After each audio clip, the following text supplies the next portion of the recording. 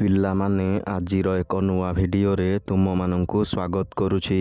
ଆଜିର ଭିଡ଼ିଓରେ ଆମେ କିଛି ଗୁରୁତ୍ୱପୂର୍ଣ୍ଣ ଇଂରାଜୀ ଶବ୍ଦର ଅର୍ଥ ଓ ଉଚ୍ଚାରଣ ବିଷୟରେ ଆଲୋଚନା କରିବା। ଫୋଷ୍ଟର, ଫୋଷ୍ଟର ମାନେ ଲାଳନ ପାଳନ। ରିଜେକ୍ସନ୍, ରିଜେକ୍ସନ୍ ମାନେ ପ୍ରତ୍ୟାଖ୍ୟାନ। ମିଡ଼ିଏସନ୍, ମିଡ଼ିଏସନ୍ ମାନେ ମଧ୍ୟସ୍ଥତା। ଆଭର୍ଟ, ଆଭର୍ଟ ମାନେ ଏଡ଼ାଇବା। ଇଫେକ୍ଟିଭ, ଇଫେକ୍ଟିଭ ମାନେ ପ୍ରଭାବଶାଳୀ। ଇମ୍ପ୍ରେସନ୍, ଇମ୍ପ୍ରେସନ୍ ମାନେ ଛାପ ବା ପ୍ରଭାବ। ଅଜିଲିଟି, ଅଜିଲିଟି ମାନେ ଚତୁରତା। ଇଲୁମିନେସନ୍, ଇଲୁମିନେସନ୍ ମାନେ ସ୍ପଷ୍ଟ କରିବା। ସସ୍ପେନ୍ସନ୍, ସସ୍ପେନ୍ସନ୍ ମାନେ ସ୍ଥଗିତ କରିବା।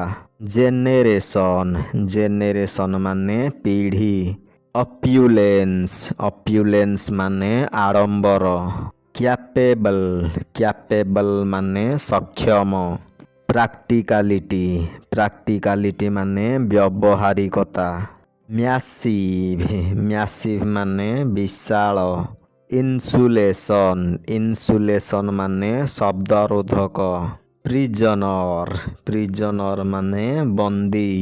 ରିସେପ୍ସନ୍, ରିସେପ୍ସନ୍ ମାନେ ସ୍ୱାଗତ ସମାରୋହ।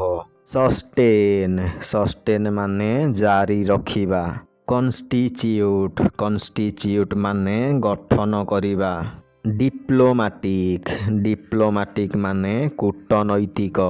ପିଲାମାନେ ଏଠାରେ ଆଜିର ଭିଡ଼ିଓଟି ଶେଷ ହେଉଛି। ଏହିଭଳି ଶିକ୍ଷଣୀୟ ଓ ଗୁରୁତ୍ୱପୂର୍ଣ୍ଣ ଭିଡ଼ିଓ ଦେଖିବା ପାଇଁ ଏହି ଚ୍ୟାନେଲକୁ ସବସ୍କ୍ରାଇବ୍ କରି ପାଖରେ ଥିବା ବେଲ୍ ଆଇକନ୍କୁ ପ୍ରେସ୍ କରିଦିଅ।